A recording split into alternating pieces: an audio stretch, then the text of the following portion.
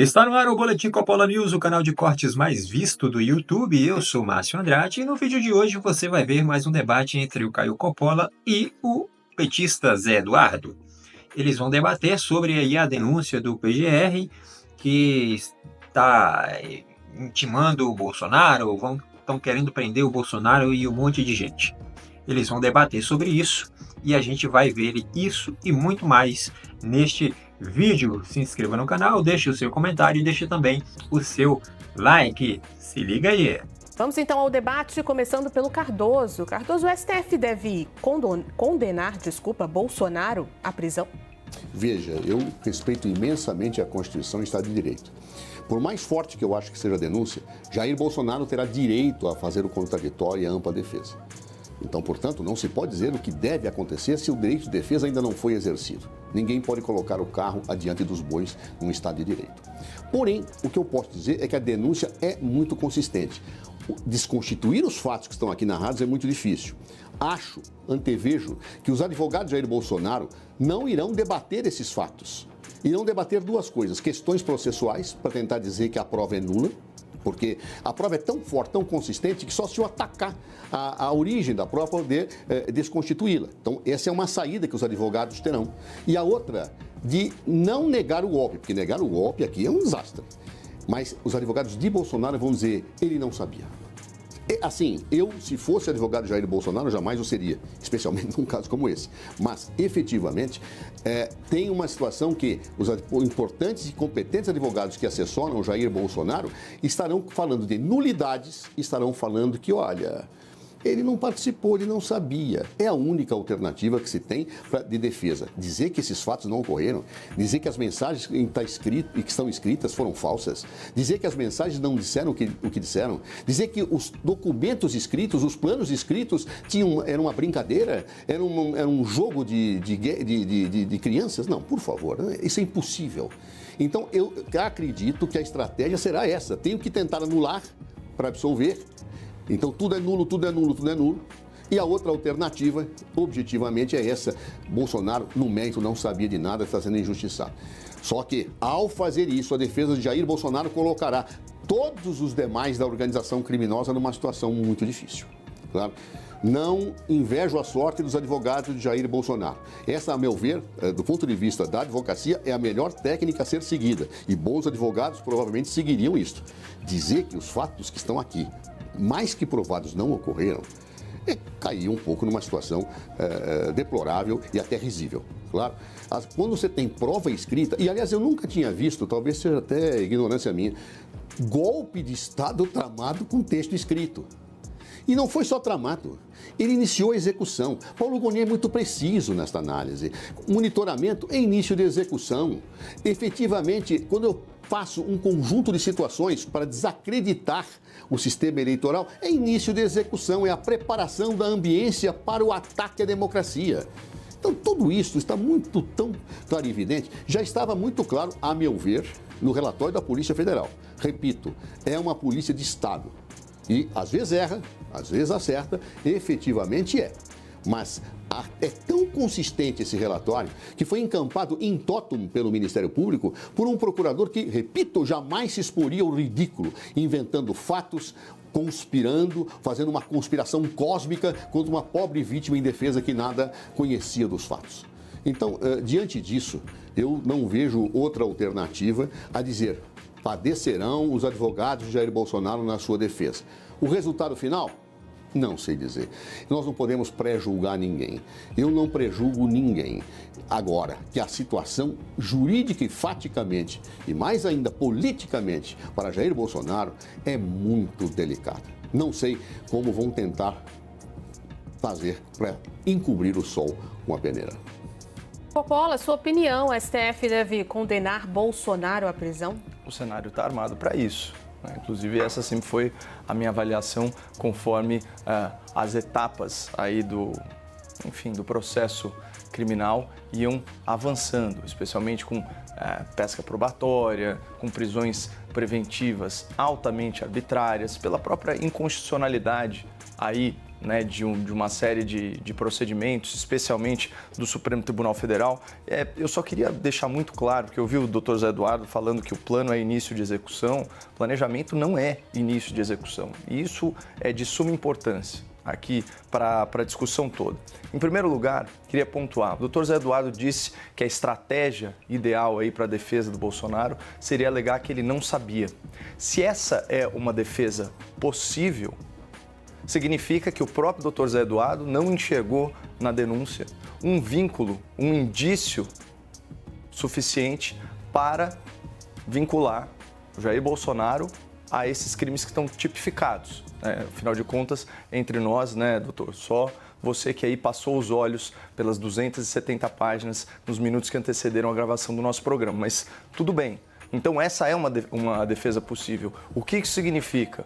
Que pelo menos não está em letras garrafais e não está provado e comprovado que Bolsonaro tinha ciência e que ele anuiu. Ou seja, essa é uma defesa muito, muito possível. Segundo ponto, que é o mais importante, é falar da organização criminosa, mas isso é uma consequência dos outros tipos penais, mas principalmente da tentativa de abolição do Estado de Direito e do golpe de Estado. É só ler o tipo penal, artigo 359, está lá no Código Penal. Você precisa do emprego de violência e grave ameaça.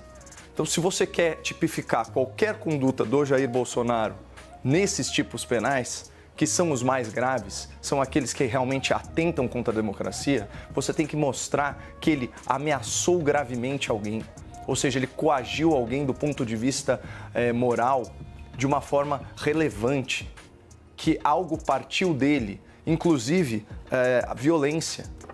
E, de novo, quando a Juliana estava lendo para a gente no enunciado a potencialidade do dano, uma reunião com as Forças Armadas para tratar de garantia de lei e da ordem, estado de defesa, coisas que têm previsão constitucional, isso nunca pode ser tratado como início de execução de golpe.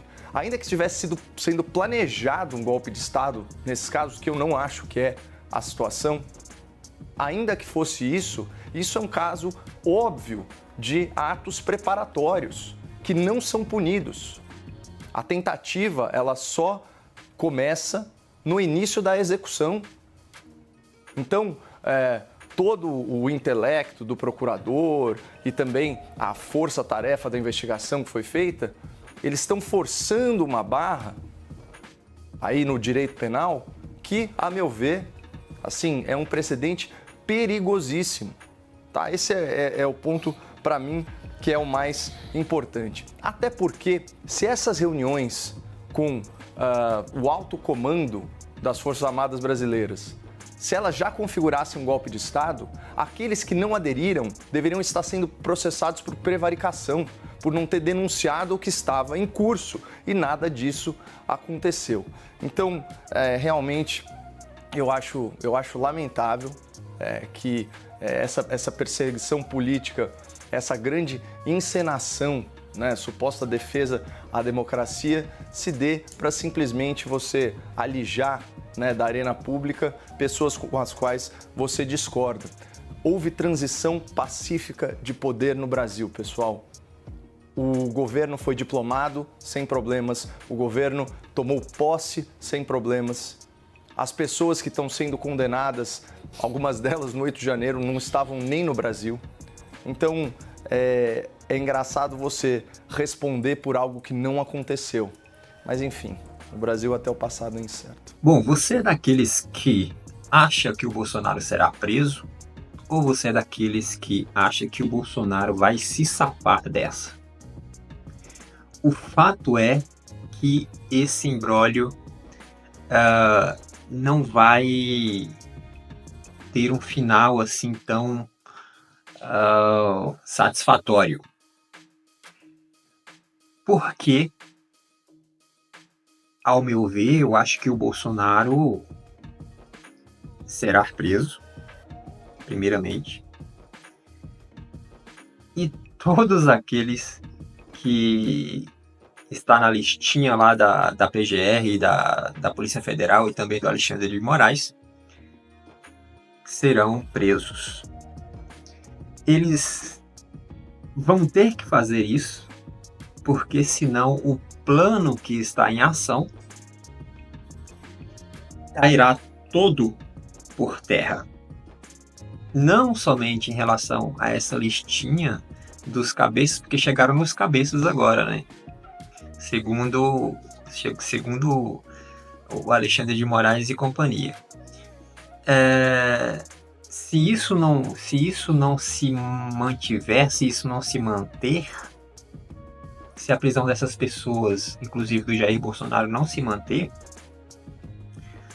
todas as outras prisões serão revertidas. A questão da anistia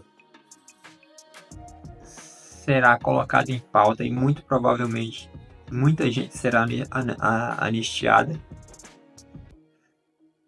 Inclusive todo o processo que está em andamento, muitos processos aí estão em andamento, porque não é só um processo, né? E esses processos, se isso não acontecer do jeito que o Alexandre de Moraes está querendo, o Alexandre de Moraes e companhia, esses processos muito provavelmente eles irão enfraquecer, né? E aí tudo desanda de vez para o que está sendo pretendido com relação a tudo isso. O fato é que o pretexto de golpe está implementado aí, né? Essa narrativa está implementada e não vão deixar isso barato. Quem está com a máquina na mão, quem está com o poder da caneta, né? É justamente quem vai fazer todo esse julgamento, né? Então tem ali o Alexandre de Moraes, ele tem essa questão de estar envolvido nos inquéritos como julgador e também como vítima e também como investigador. Tem o Moraes que também vai se colocar, o Barroso, que também vai se colocar como um dos jogadores, né? Porque ele é o presidente do Supremo, né? Do STF. E aí ele me solta uma fala dizendo que acabamos com o bolsonarismo. Veja bem, esses ministros vão julgar o Bolsonaro. Os ministros têm participação direta no negócio, pelo menos um deles tem, que é o próprio Alexandre de Moraes. O outro deixa claramente que tem um lado, tem um viés e diz que vai fazer um julgamento isento, sem paixões políticas, sem uma tendência ideológica, mas ele dá palestra dizendo que acabou com o bolsonarismo e vai julgar e vai ser colocado para julgar o próprio. Não faz sentido isso.